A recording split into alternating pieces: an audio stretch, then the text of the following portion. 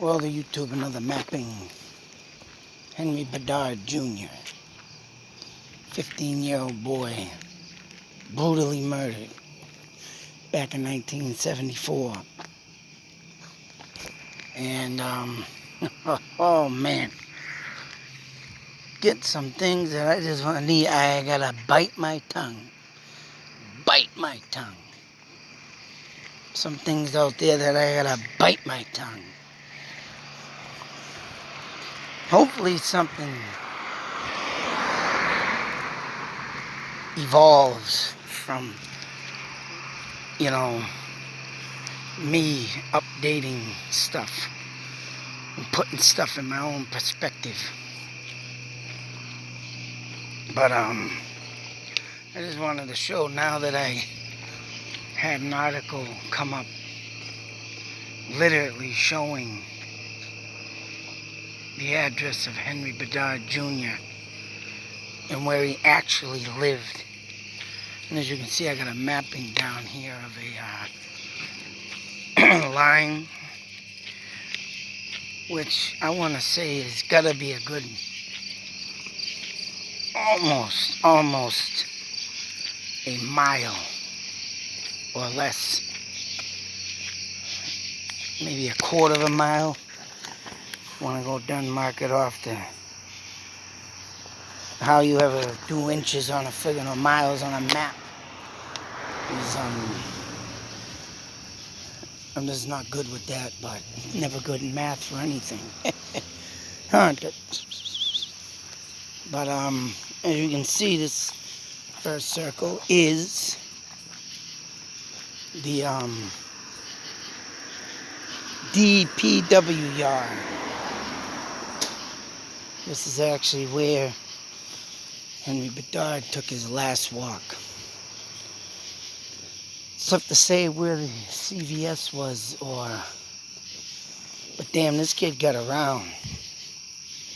And like I say, a kid with charm, a kid with good looks, a kid back in that day, getting picked on, bullied, because he's walking a girl home or buying his sister perfume. Whatever the case may be, from what I could see, is that he was a very respectable boy towards women.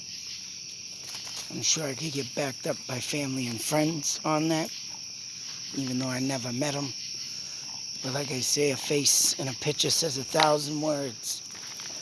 I mean, there is a possibility of other things that I could come up with, but intentions of other, maybe, but I'm going to leave it at the good side. I mean, I'm not going to say things that could have happened because of an alter ego, or say some alter,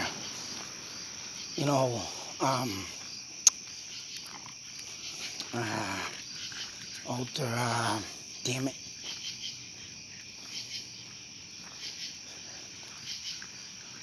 Personality.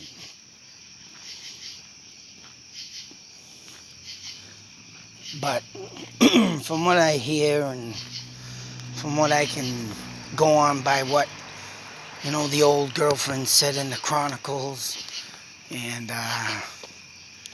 his father, his brother, I could tell they were in the interview looked like very respectable, soft-spoken people. So yeah, if anything was, say so, out of sorts with a personality sort of with Henry, I probably won't even be able to judge that or say anything on that. So I mean, that being said, I just stick with the fact that the kid was a charmer, soft-spoken, very polite, probably. And like I say, I'm sure I could get backed up on any of this. But as you can see from the DPW yard, crossing these intersections, these houses. And I'm for sure maybe crossing through the high school. And as you can see here, that would be his typical maybe route. Of course, I put in the road, but I'm gonna go and say that he probably always used to cross through the high school in Ballfield. But then again, winter time, it wasn't snowy though. I don't know, it must have been a mild winter that year. Because all the leaves up on the hill didn't have not one drop of snow in the detective's picture. But if he did happen to go either route, you can see clearly that way through on the road, or this way coming up through the yard. You can make it home either way. And that's what really, really, brings the suspicion of, there's the high school. Who grabbed the bat? If that's the case, from the high school.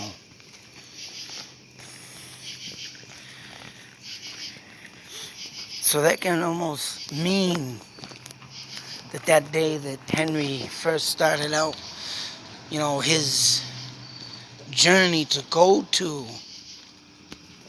the CVS to pick up the perfume, I'm sure he might have been being stalked that day too. And if he happened to go through the high school, that person was obviously planning his demise, following him. And Henry, of course, crossing through the DPW yard, because as you can see, if he was to go either or way, like, say if he would have walked this way, that way, it'd be long way. If he went this way, go that way, it goes into a street that cuts over, and it'll come down here. That's the long way. What the hell? Yeah, what the hell happened?